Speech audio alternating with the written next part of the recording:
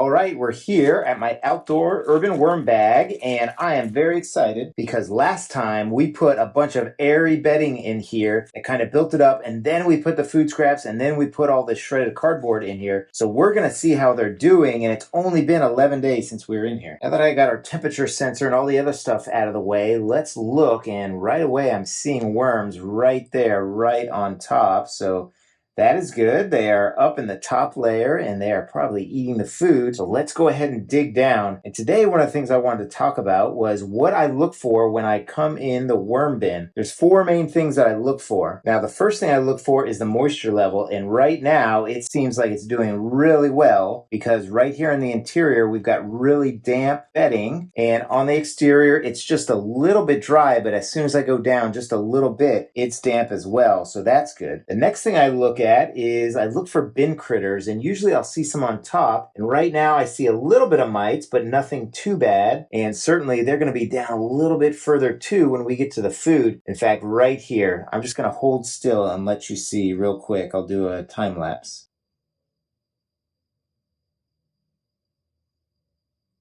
So the reason I look for bin critters is if they're kind of getting in excess, and that might mean that I have maybe acidic conditions or maybe I overfed too much. And right in here you can see this avocado. There are tons within there. Now mites are good because they help to get to some of the foods the worms don't eat right away, and they help shred it up and digest it. And look at that, there are a lot of mites. So we are in here on day 11. I have been doing this on day 12 to 14, so we may see more uneaten food, and based on that, we're going to decide how much food to eat. And that brings me to the next point, which is anytime I come in here, I come in with an open mind because I want to make sure I'm feeding them according to what they can eat. And right now, it looks like they've got a lot of food, so we are not going to feed as much. And certainly, if you go in more often, then you are going to run into situations where you're not going to feed as much. And right here, we'll see some coffee grounds right there. And this is the food burrito. Let's see how they did. It's certainly flatter. It actually feels a little bit warm. Nothing too hot or anything like that, probably in the upper 90s. But certainly the worms are okay with it because they are inside of it. Look at that. That is fantastic. Now, the worms that I use are red wigglers and blue worms. And this population of worms comes from all my bins. So they are probably anywhere from 2 to 1 years old based on how long they've been alive. And look inside, we've got lots of mites and a little baby right there. I'm also smelling a little bit of an odor, and again, that's because I have overfed or I came in earlier. So let's go ahead and set this to the side, and we're gonna keep digging around and see what else we have here. There we go. Look at that little worm ball right there. Well, maybe not a worm ball, but just a bunch of worms. All right, let's dig over here. We did put a lot of pineapple in. We had a lot of watermelon. So far what I'm seeing the most of is what was in that burrito and avocado. But let's see if there's anything over here. Oh yeah.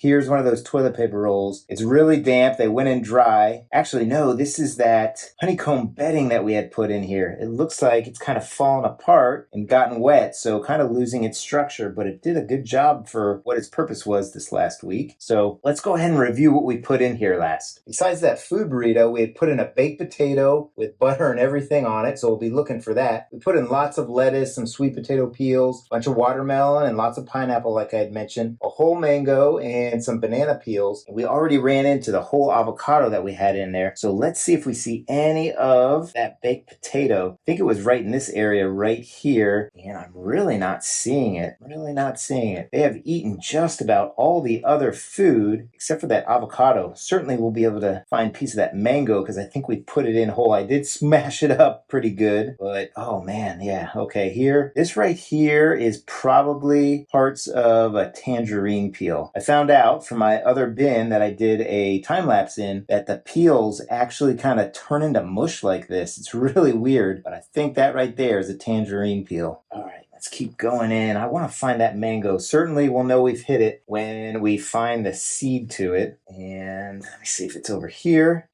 Here is a mango. This actually looks like it's pretty well done with. So I think that was from a previous feeding. Let's come over here. Wow, I am not finding that anywhere. I don't want to go too deep. I'm not trying to uncover feedings from long ago. This is a really deep bin here. It's about 18 inches from the top to the bottom. And the worms really, they eat all the stuff and then they kind of come up to the top of it, certainly where there's more food. But these types of worms in general, your composting worms, are really in the very top layer of soil. Actually, they're in the duff layer, which is not even within the soil when they're in nature. So I'm not finding it.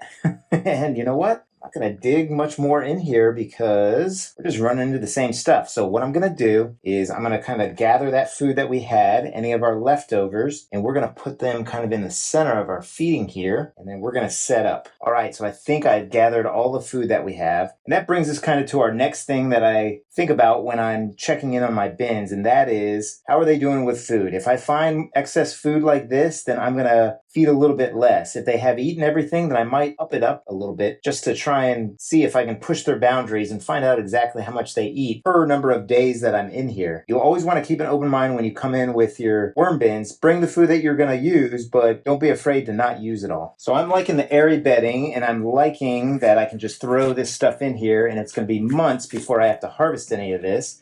So we're going to keep putting in these egg cartons and these cardboard tubes. I'm just going to rip this one in half like that. Ultimately, I would like for this bin to kind of be my trash compactor bin or my disposal, where I just put all kinds of recyclable paper and cardboard in here and frozen foods anytime I want to put them in. So let me just put that right there. I think we've got a good layout. And here's the food that I think we'll put in. So in goes this bucket.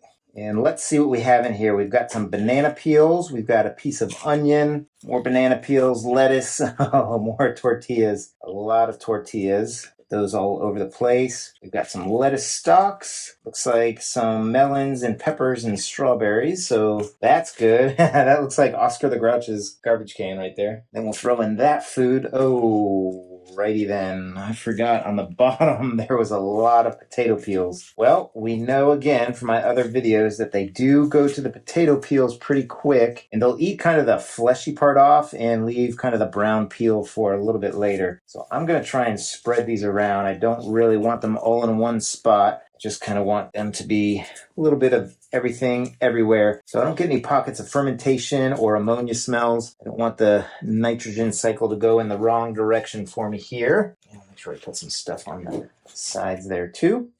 So I think to top it off, we'll give them some of their favorite, which is some watermelon. It is definitely the season for watermelon around here in Florida. Nice spring weather and nice spring melons everywhere. So there we go. This looks like a huge feeding, and it is. It certainly is for a normal size bin, but this is not a normal size bin. This is the urban worm bag, and it is probably 3 times bigger than my 20-gallon outdoor worm bin as far as volume and what I can put in it. Now, they did a pretty good job on the last feeding, except for just a little bit of the food burrito and that avocado. So I have no doubt that they're going to do fairly well with this. So the final thing we'll give them is some of the amendments, and this is just worm chow, which is just expired grains from my pantry. This kind of leads us to the last thing I check on is how far are we from harvest? Now, like I said, it's been 11 days since we were in here, but it has been 97 days since we started this bin. And I think my goal was to do my first harvest right around the 4-month mark, and that would be about 23 days for us. And just kind of digging in there, I don't really think we're there. So just based on this last check-in, I think I may wait a little bit longer to harvest. So that last bit was coffee, and this is just some pulverized eggshells, and it's just some grit for their gizzards. You can use other things like rock dust or crustacean shells or anything that's kind of mineralized, even sand, but we have a lot of sandy soil here in Florida, so I don't use sand. Next, we're going to go ahead and cover everything up with some dampened bedding, and that is just a good practice to do in all of your bins.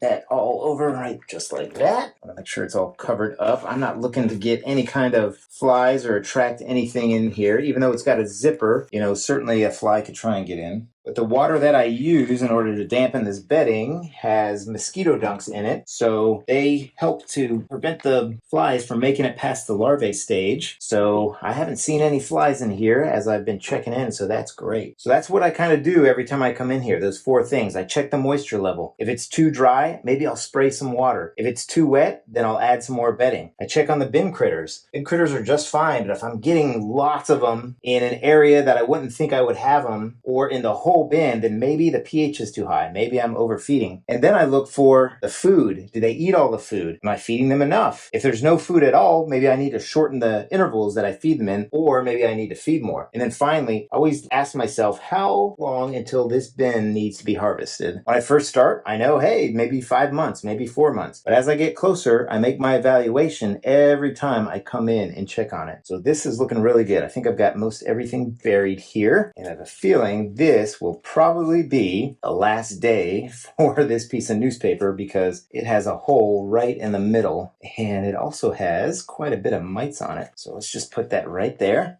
Finally, we'll put down our plastic and our thermometer. And I've been really happy with the temperatures in here. It has been somewhere between the low 80s to low 90s, somewhere around 30 degrees Celsius for the whole 11 days that we're in here. So things have really stabilized temperature-wise. So I think that's about it. I hope you're having a great day. I hope your worm bins are doing well. So happy vermicomposting, everybody. Take care now.